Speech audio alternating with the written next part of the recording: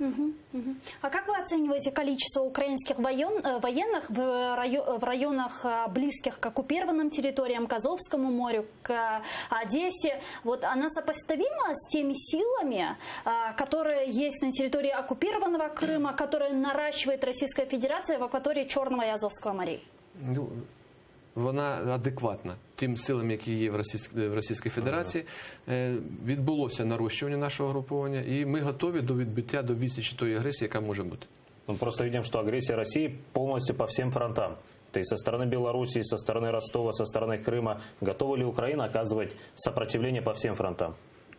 Це буде залежати від МОБ ресурсів, мобілізаційних ресурсів, взагалі від готовності. Ми повинні зараз говорити про готовність всієї держави, сил оборони, нашого цивільного сектора, нашого економічного сектора, тому що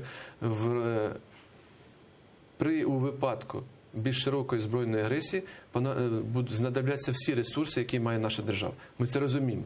Тому що на сьогодні Російська Федерація не досягла своєї основної мети. Їй необхідна вся територія України.